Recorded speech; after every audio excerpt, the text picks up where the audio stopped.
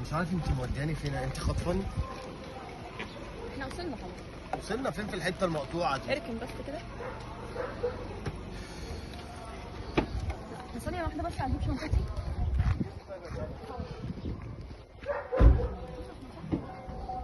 يا ابني احنا وصلنا والله خلاص.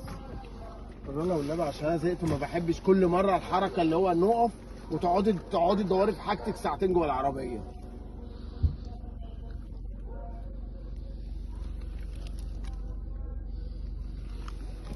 جنى يا جنى، ايه سكتي ليه يا جنى؟ نمتي؟ انزل لي كده يا عبد الله، انزل لي كده اوريك حاجة. خلاص وصلنا يعني؟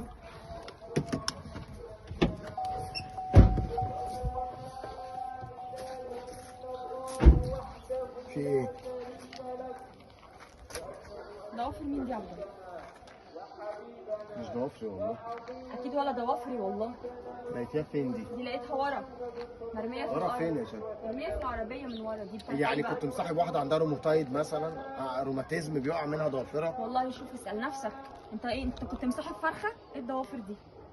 يا بنتي ضوافرك انت. ضوافر مدببة، انا عمري ما ضوافري كانت مدببة كده.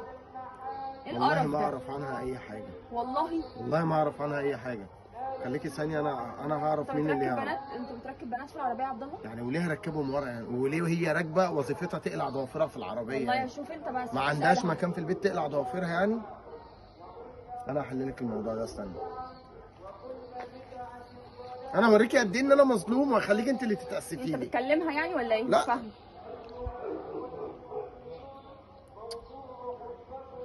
حالا هتعرفي دلوقتي، بس فكري عشان دي ممكن تبقى ضوافرك يا جماعه. مش ضوافري، انا ما ايه يا عبد بركبش الله، ضوافر. في ايه؟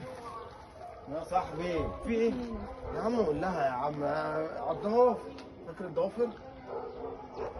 سنة كده. ثانيه، ايه ضوافرك انت ولا ايه؟ الو، ايه انجي؟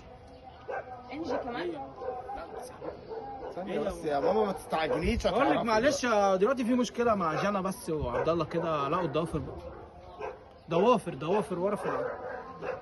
ماشي، حسابي معاك معايا مع الفيلم. ماشي معلش يا سيدي، معلش. قلت لها الضوافر يا انجي لما كانت معانا، كانت قاعدة راكبة ورا، وكانت تلبس الجوانت عشان تاكل، وكان الزبون دوت بيجيب فحطت الضوافر. وانجي دي فرخه يعني ولا لا دي احنا مالنا بقى فرخه ولا مش فرخه ولا بصبعين حتى، احنا مالنا. بتقلع ضوافرها عند جوزي في العربيه ليه اصلا؟ ما ينفعش على فكره، انت كده جبت لي مشكله. وانت بتركب صاحبته ليه في العربيه كان اصلا واقف- بدون كان اذن؟ واقف في الشارع وكان معاه صاحبته وكانت الدنيا زحمه ومش لاقي حد يوصله. يا عبد الله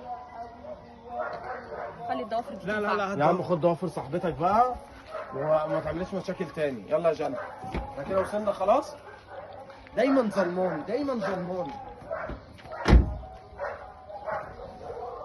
اتفضل بقى روحني البيت. ليه يا حبيبه قلبي؟ مش خارجين. ليه مش خارجين؟ خلي ضوافر انجي تنفعك. يا ماما ما انت عرفتي خلاص ان هي مش بتاعتي. ما طلعت بتاعت انجي خلاص، والولد عملت معاه واجب. هي البنت قلعت ضوافرها عشان كانت بتلبس جوانتي عشان تاكل البرجر. خلاص بقى، يلا خلاص احنا كده وصلنا صح؟ اه. طب يلا.